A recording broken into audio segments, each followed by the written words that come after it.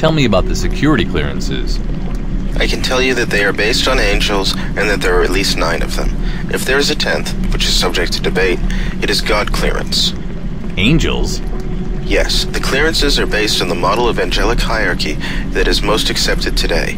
That is what allowed us to fill in the gaps. What gaps? Well, the clearances we know are Angel OA, Archangel 1B, Principal 2C, Domination 5F, Throne 6G, Seraphic 8X. That means that clearances 3, 4, and 7 are missing. What does it look like with the gaps filled in? Angel OA, Archangel 1B, Principal 2C, Power 3D, Virtue 4E, Domination 5F, Throne 6G, Cherub 7H, Seraphic 8X. Who made up the model?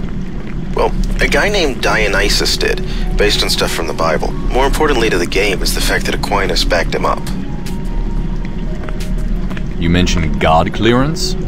2 times in the game, God clearance is mentioned. It refers to a clearance for things involving life and death. One would assume that it is the highest clearance of all since it fits perfectly with the angelic model.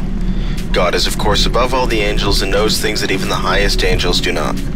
Some claim that it is metaphorical, but I disagree. Neither time sounds to me like a metaphor. Both sound like statements of fact. The fact that it is just called God clearance and not God followed by a number-letter combination makes sense.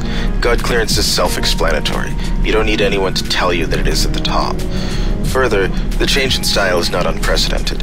If it had been like the other, Seraphic 8X would have been Seraphic 8I. The question some people ask is who would have God clearance? The answer is difficult to say. Certainly Page does, and of course Walton Simons, but who else? Well, if you have to have God clearance to know about the kill switch, you've got to figure that Manderley has it.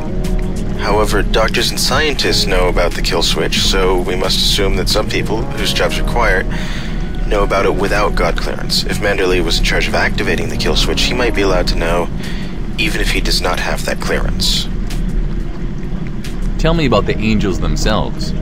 Angels are the furthest from God. Their tasks include watching over individual people and being the messengers of both God and the more important angels. An archangel is just the next step up from angel. They manage the angels and lead them into battle against the bad guys. I thought archangels were the most important angels. Archangel is a very old term and has 2 different meanings. Basically, in the old days, people only divided angelic beings into 2 categories, angels and archangels. The archangels were the ones on top. When people decided to make more specific hierarchy, the 9-order one presented here, those that were previously called archangels were put into other categories. Ah, okay. Go on. Principalities rule over those already mentioned, defend religion in general, and watch over groups of people, towns, cities, and nations, for example. That is the end of the lowest circle, or triad. Powers are the lowliest of the 2nd circle, yet they get one of the most dangerous jobs. They are the ones charged with maintaining the border between heaven and earth, getting souls into heaven safely, and guarding against demonic attack. Virtues maintain the natural world, making sure that the moon doesn't fall out of the sky and it doesn't snow in the Sahara. Other stuff like that as well.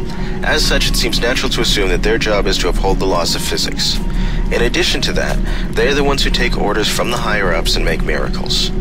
The dominations are the guys who watch over the bottom 2 triads and take orders from the top. They make sure nothing goes wrong and generally stay out of sight of mortals. They are the end of the 2nd triad. Okay, let me hear about the last one. Thrones are primarily concerned with moving God around. They are actually the chariot of God. I still have yet to find out why God needs a chariot. Why he needs a living one is even more lost on me. On the other hand, they do occasionally do other work.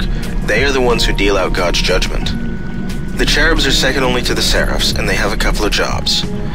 One is that they steer the thrones. Apparently, God doesn't just need a living chariot, he needs someone else to drive it.